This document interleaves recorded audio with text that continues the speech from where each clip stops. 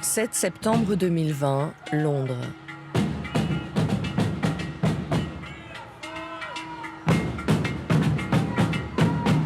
Tribunal de Westminster, premier jour de l'audience d'extradition de Julian Assange vers les États-Unis, où il risque 175 ans de prison pour espionnage.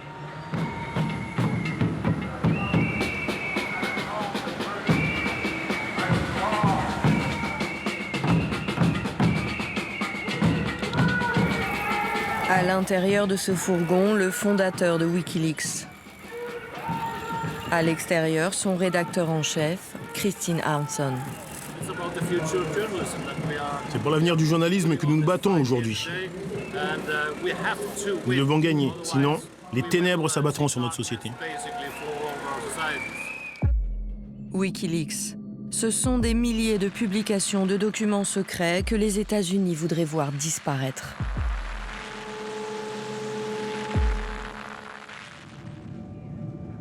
Nous enquêtons depuis 5 ans sur Julian Assange partout dans le monde.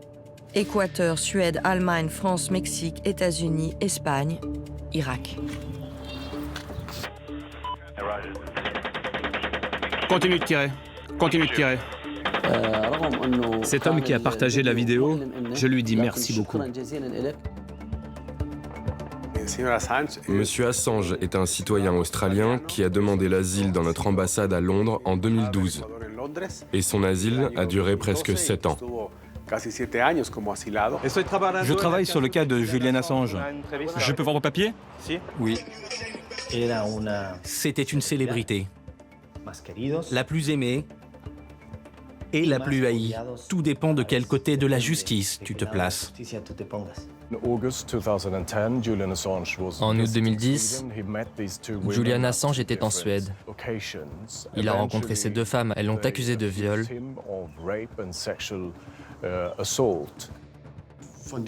Mais ce n'est qu'un exemple qui montre que dans le cas de Julian Assange, les procédures judiciaires ne s'appliquent pas comme on pourrait s'y attendre.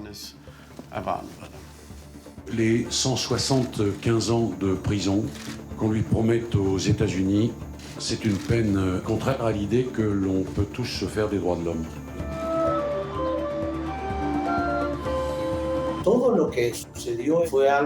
Tout ce qui s'est passé a été fomenté pour détenir de manière arbitraire Julian Assange et préparer ce qu'il se passe maintenant. L'extradition vers les États-Unis. Il a même failli faire échouer la capture d'Oussama Ben Laden à cause de ses publications. Un de mes successeurs à la CIA a défini Assange et Wikileaks comme un service de renseignement non étatique et hostile. C'est une assez bonne définition. Wikileaks et Julian Assange faisaient partie d'une unité de renseignement russe. Nous avons besoin de votre expérience en tant qu'ancien agent de la CIA. Est-ce que je suis en désaccord avec quelqu'un comme Julian Assange sur les questions de transparence, le besoin ou non de préserver des secrets? Absolument. Des secrets, nous en avons en notre possession. Des vidéos, des mails, des échanges, des ordres des commanditaires de l'espionnage de Julian Assange. Soyez attentifs demain à tout ce que vous pouvez sortir et que ça fonctionne. On a trouvé de la documentation vous concernant, Étienne, vous qui êtes entré dans l'ambassade. Une ambassade équatorienne à Londres surveillée H24 par des privés espagnols. Je vais essayer, mais c'est comme si le téléphone était éteint. Ok, vas-y. Le consul équatorien traqué. La pochette rouge, c'est celle des passeports d'hier, celle dont il faisait des photocopies. Le président équatorien suivi jusqu'à l'aéroport lors d'une rencontre avec un avocat d'Assange. Ce sont des mercenaires qui se vendent à celui qui paye. Le patron, un certain David, a été retourné par les services secrets américains. David, c'est l'ex-soldat espagnol à la tête d'une société de sécurité privée, accusé d'avoir trahi l'Équateur au profit des Américains.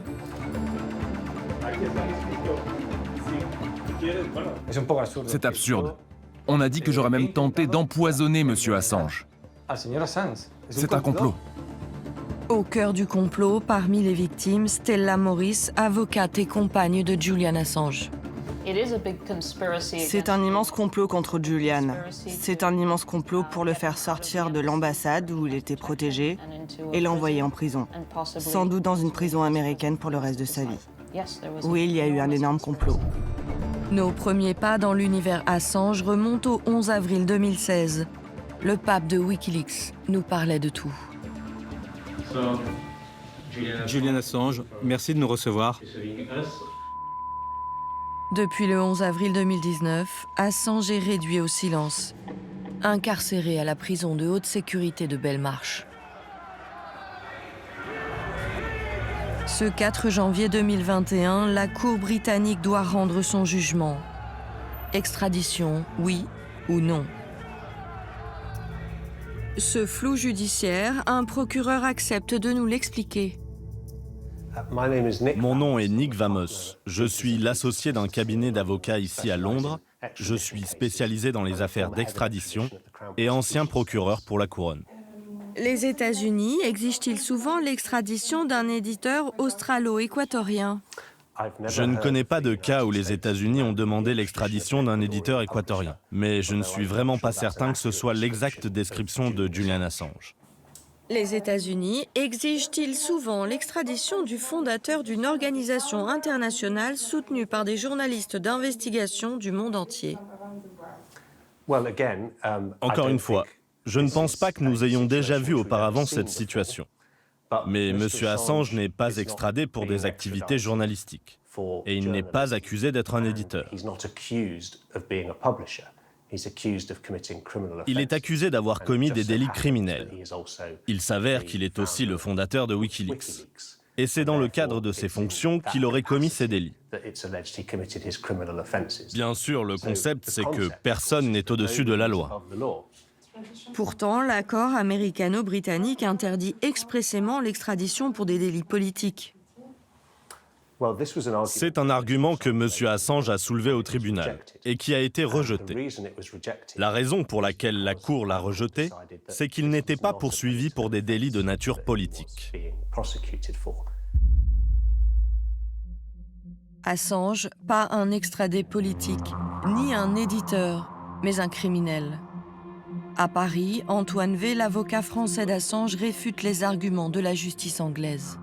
Il est poursuivi pour avoir diffusé des informations qui sont vraies et qui mettent en lumière que les États-Unis ne respectent pas le droit et ne respectent pas, dans certains cas, la vie humaine. Il est privé de la visite de ses proches. Il est dans un état qui ne permet pas un procès. Il n'a pas eu droit à un procès équitable et il risque une peine qui est sans aucune commune mesure avec les faits qu'on lui reprochait. On est face à un processus institutionnel qui envoie beaucoup de mauvais signaux. Vous savez, l'affaire suédoise, elle a commencé en 2010, elle s'est réouverte, elle s'est refermée au gré à chaque fois d'une volonté toute simple de nuire à l'image d'Assange. Elle a été classée en 2019. Évidemment, les gens ont plus entendu parler de ça quand ça s'est ouvert que quand ça s'est fermé. Les partisans d'Assange savent que l'affaire d'agression sexuelle en Suède est classée sans suite. Ils sont là malgré le froid et la police pour défendre le boss de Wikileaks.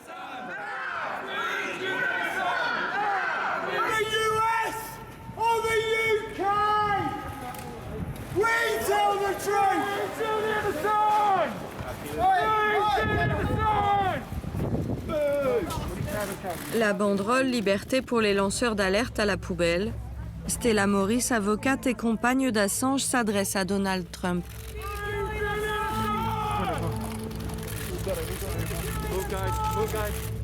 Monsieur le Président, abattez les murs de la prison. Laissez nos petits garçons retrouver leur père.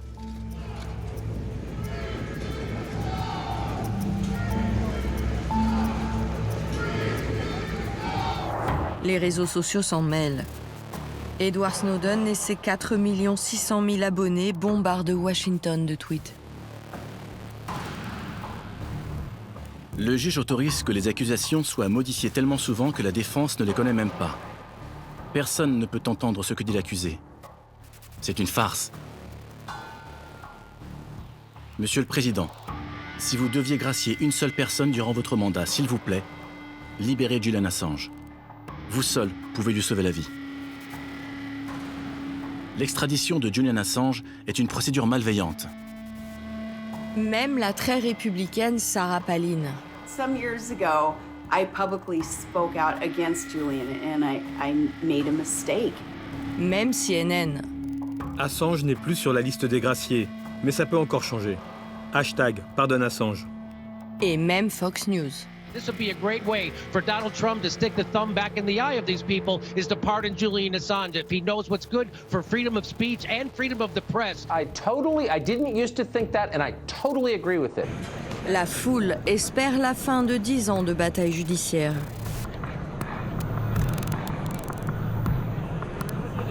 Et tout à coup, la rue est en liesse.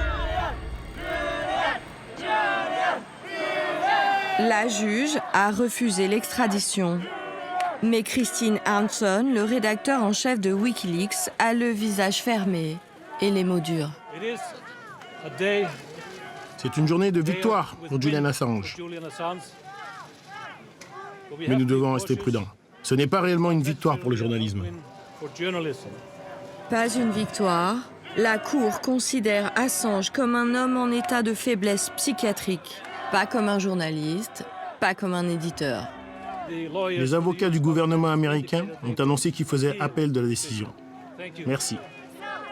Les États-Unis font appel de la décision, ce qui veut dire qu'un autre procès pour son extradition est programmé.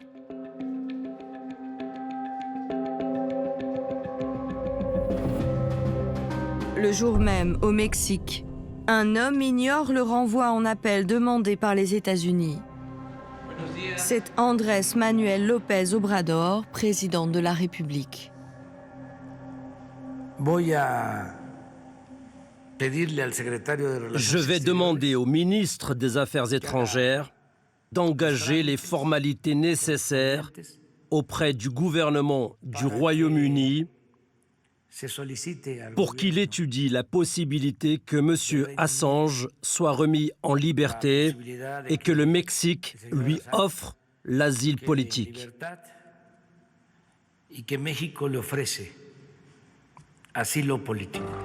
Le président mexicain veut liberté et asile pour Assange. Le lendemain matin, la belle histoire d'une liberté sous caution, ici on y croit face au tribunal de Westminster, mais quelques heures seulement. C'est une déception gigantesque. Avant tout, Julian ne devrait pas être à la prison de Belmarsh. J'exhorte le ministère de la Justice d'abandonner les poursuites, le président des États-Unis de gracier Julian. Merci. La Cour anglaise a refusé la liberté sous caution. L'argumentaire de l'avocate qui représente Washington a été implacable. Cette Cour ne devrait avoir aucun doute sur les ressources, les capacités et les moyens de M. Assange d'organiser sa fuite vers un autre pays ou simplement se réfugier dans une autre ambassade. Les États-Unis utilisent la proposition d'asile du président mexicain contre Assange, et ce n'est pas tout. Ses activités passées, y compris son implication dans la fuite du lanceur d'alerte américain Edward Snowden, ont prouvé que M. Assange avait les ressources nécessaires pour organiser sa propre fuite. Avoir aidé Edward Snowden, argument pour refuser la liberté sous caution de Julian Assange, Washington réunit là ses deux ennemis publics. Retour en arrière dans les archives des plus hautes instances américaines. Mr. Assange is not a journalist. He is an anarchist. Mr. Snowden is under indictment. He's been charged with crimes. Mr. Snowden is not a whistleblower. He is accused of leaking classified information. Est-il vrai que les États-Unis poursuivent le fondateur de Wikileaks, Julian Assange? Well, you know, that's a question I haven't heard in a long time. I'll leave that for you to determine. Le 16 février 2021, un journaliste interroge le porte-parole du département d'État. Joe Biden, nouvellement élu, pourrait-il gracier Julian Assange? Assange contre Washington, Washington contre Snowden. L'avocat du lanceur d'alerte américain Wolfgang Kalek nous l'explique. Edward Snowden risque, pour avoir rendu public des données classifiées, une condamnation de plus de 1000 ans de prison, avec des conditions de détention extrêmes, comme une mesure d'isolement total et d'autres mesures particulièrement sévères. Justement, le sort réservé à Edward Snowden aux États-Unis, comme Julian Assange, pour vous, c'est quoi? Ces dernières années, Edward Snowden et Julian Assange sont devenus des symboles de la résistance contre la surveillance massive. La plupart des services secrets dans le monde souhaiteraient tout savoir sur Julian Assange et Edward Snowden et sur les personnes qui travaillent avec eux. Il n'y a pas besoin d'être un adepte de la théorie du complot pour pouvoir l'affirmer. Direction Mexico, où vit Ricardo Patiño, ancien ministre équatorien des Affaires étrangères. Assange sous l'œil des services secrets, il connaît. Julian Assange a de grandes capacités en informatique, mais ce n'est pas un James Bond. C'est une histoire sans précédent, vraiment. C'est une histoire très délicate. Pour commencer, nos relations avec la Grande-Bretagne se sont refroidies. Nos relations avec la Suède se sont congelées. Nos relations avec les États-Unis sont restées à un niveau d'une tension élevée.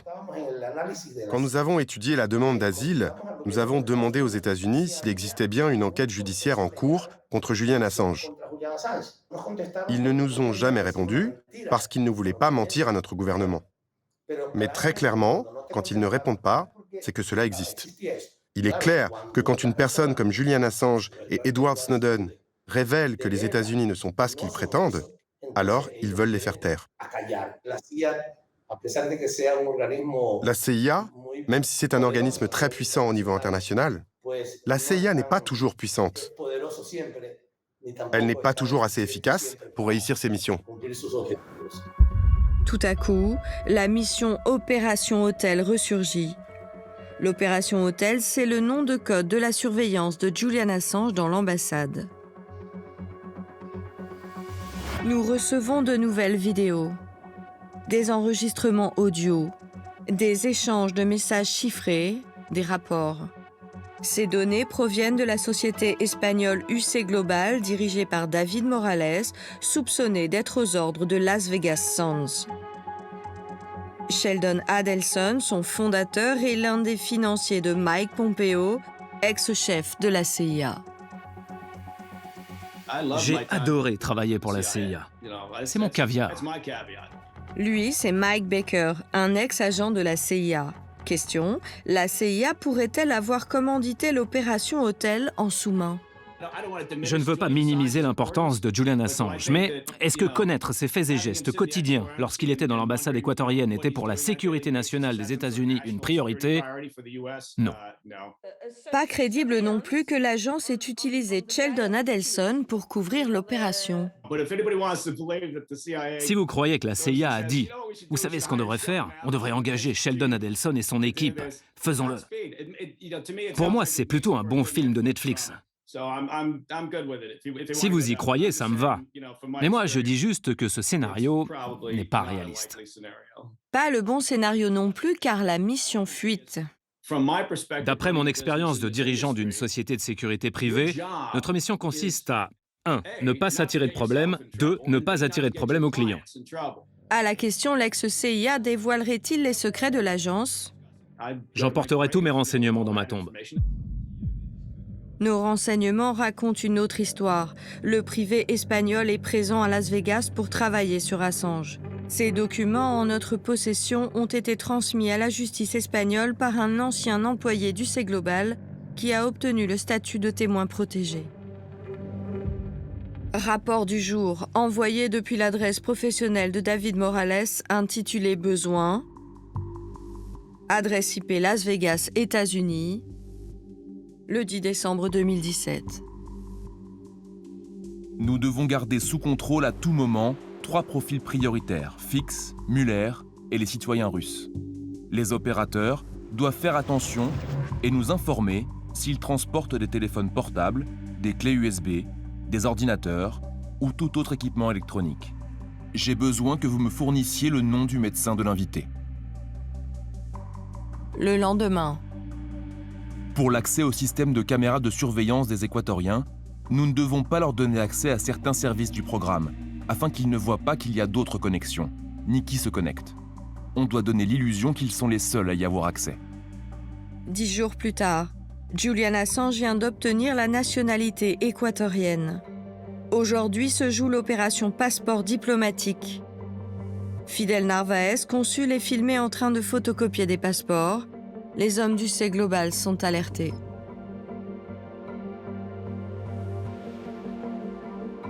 Soyez attentifs demain à tout ce que vous pouvez sortir et que ça fonctionne. Le lendemain, l'homme qui entre, c'est Romy Valero, le chef des services secrets équatoriens. C'est lui qui doit avoir l'illusion que ces services sont les seuls à avoir accès aux informations de l'ambassade. Dans le couloir, on voit passer Fidel Narváez, le consul, avec un dossier rouge contenant les passeports diplomatiques. À son arrivée, Assange déclenche le brouilleur.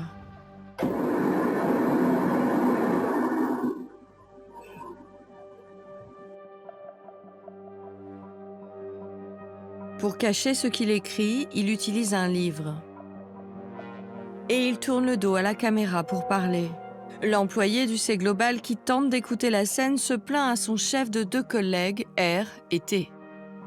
Entre R et T, on perd beaucoup de conversations. Pourquoi? T ne se tait pas et fait du bruit, et R n'arrête pas de passer. Dis-lui de fermer sa gueule, bordel. Ou c'est moi qui lui dis. Après 3 heures de réunion, le chef des services secrets équatoriens et le fondateur de Wikileaks se saluent. Quelques minutes plus tard, un employé de David Morales envoie son rapport. On y trouve les coordonnées de 2 téléphones du chef des services secrets équatoriens. Le résumé des conversations. Ils ont parlé de Trump, du Brexit, de la montée de l'extrême droite néo-nazie. La pochette rouge qui contiendrait les passeports. Le visiteur parle d'une opération très difficile. Fidel apparaît nerveux. La police anglaise est stationnée depuis 15h10. Cette opération du 21 décembre 2017 a échoué. Assange devait être exfiltré. Comment a-t-elle échoué à cause de ça? Sur le site officiel de la justice américaine, nous découvrons 7 actes judiciaires dont un mandat d'arrêt tenu secret ce 21 décembre 2017.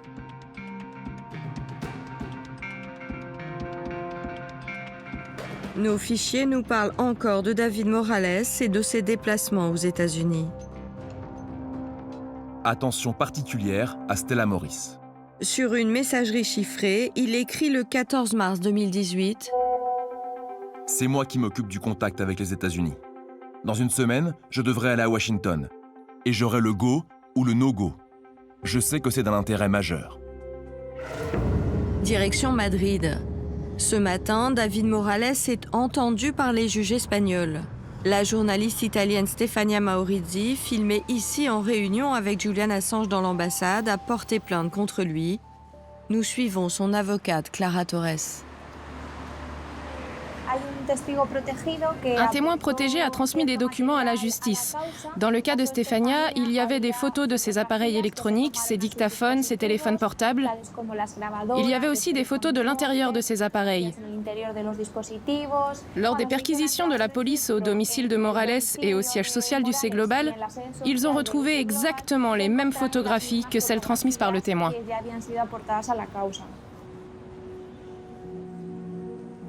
Nous décidons de tenter notre chance dans la région de Séville. Les bureaux du C Global sont fermés, mais nous avons une adresse.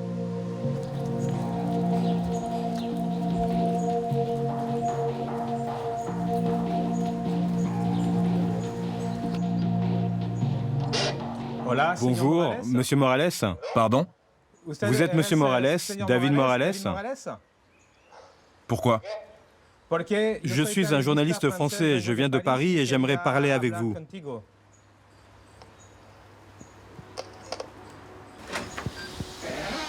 Bonjour. Bonjour. On a essayé d'appeler ses avocats, ils ne répondent pas, on a laissé un message à ses avocats. Si vous voulez, laissez-moi votre numéro de téléphone.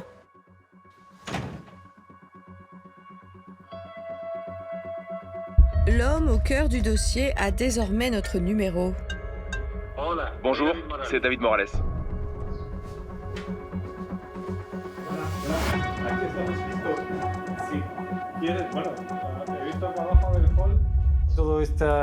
Toute cette histoire, tout ce qu'on dit sur moi, s'appuie sur des faits absolument faux.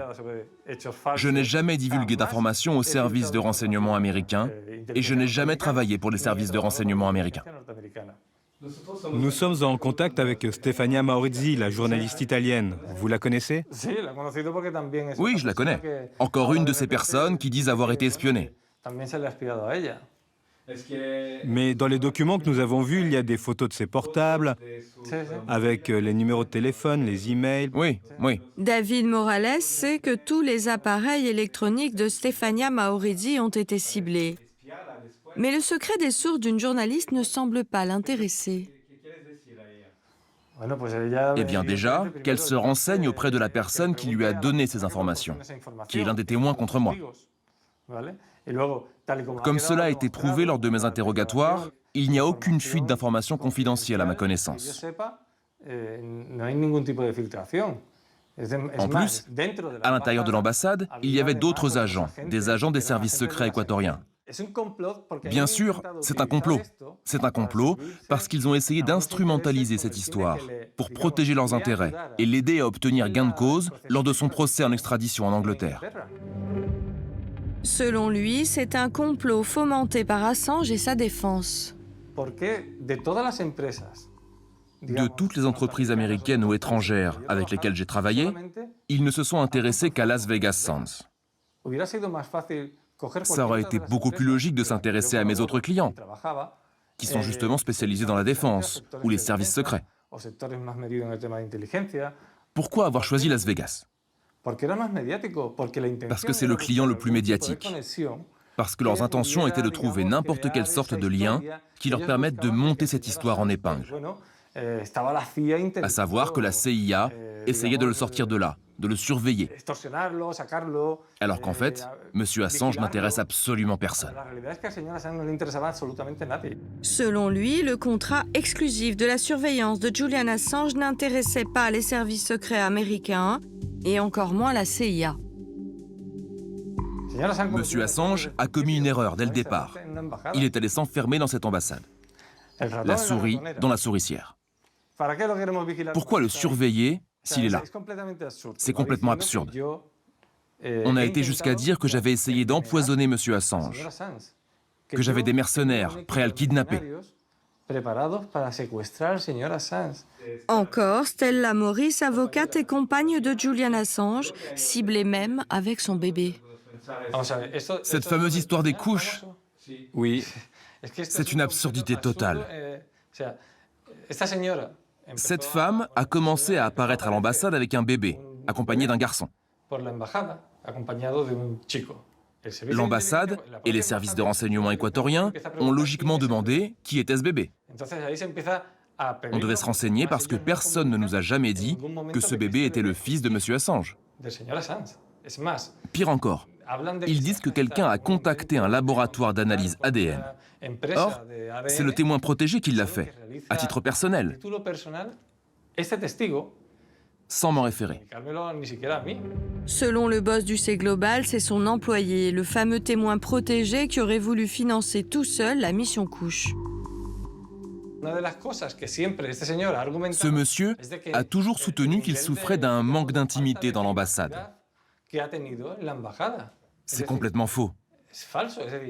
Rendez-vous compte du niveau d'intimité qu'il a pu avoir s'il a réussi à avoir 2 fils alors qu'il était dans l'ambassade. Étrange, non? Pourquoi les responsables de la sécurité de Las Vegas Sands ne disent pas haut et fort qu'ils n'ont aucune implication dans l'opération Hôtel? Évidemment, la défense d'Assange sait que personne ne va rien dire. D'ailleurs, ce qu'a fait Las Vegas Sands, c'est de suivre l'affaire. Mais c'est tellement absurde. Ça n'avait tellement aucune raison d'être. Donc, au final, ce que la défense d'Assange a fait, c'est de m'attaquer moi.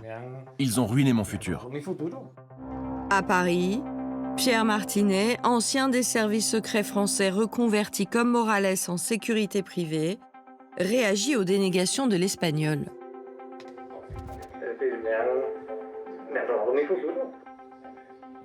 Lui, aujourd'hui, son objectif, qu'est-ce que c'est? C'est d'essayer de sortir vivant, enfin, entre guillemets, de sortir vivant de cette affaire. Donc il ne va pas vous dire aujourd'hui que oui, j'ai travaillé pour les États-Unis, et oui, Non, il adopte une technique bien connue, c'est de nier en bloc. Est-ce que les clients américains peuvent le menacer? Il doit le penser, ouais. Alors moi, ces clients américains doivent être un peu inquiets. Il n'y aura jamais un contrat avec l'entête de la CIA et des sommes versées par la CIA sur un compte à lui. Non. Sur ce genre de montage. Non, parce que sinon, si un jour on trouve un contrat avec son nom et avec le stempel de la CIA, tout le montage n'a servi à rien en fait. Donc le but, c'est qu'il n'y ait jamais le nom de la CIA qui ressorte. La journaliste Stefania Maorizzi s'interroge aussi. En fait, si je résume, c'est un complot contre lui. Je savais que les caméras filmaient, mais je ne savais pas qu'elles enregistraient. Et je ne savais pas qu'ils ouvraient mon téléphone. Personne ne m'a demandé l'autorisation. Ce fameux jour, il n'y avait personne à l'intérieur de l'ambassade équatorienne. Il n'y avait que Julian Assange, un garde d'UC Global et moi. Personne d'autre. Donc, je n'ai pas démonté mon téléphone. Julian Assange n'a pas démonté mon téléphone. Donc, à moins qu'il y ait des fantômes, à moins qu'il y ait des puissances surnaturelles, quelqu'un a démonté mon téléphone. Quelqu'un a pris des photos. Quelqu'un a retiré la carte SIM. Si la justice peut démontrer formellement qu'il travaillait, qu'il effectuait ce genre d'activité d'espionnage pour les États-Unis, effectivement, c'est très grave. C'est extrêmement grave pour eux. Parce que si les États-Unis ont mandaté UC Global, c'est évidemment pour pouvoir nier leur implication dans l'opération. C'est le fonctionnement classique des services secrets.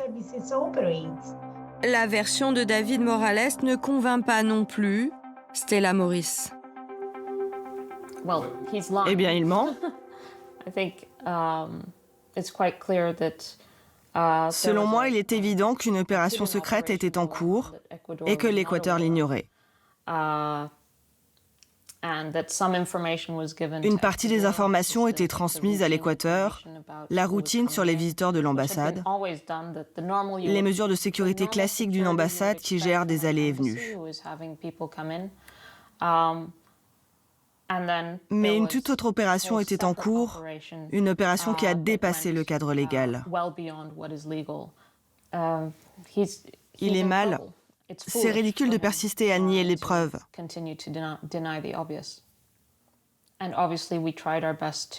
Nous faisions tout pour tenter d'avoir une vie privée à l'intérieur de ce minuscule appartement où il y avait des caméras partout. Mais cela n'a rien à voir avec une vraie vie privée.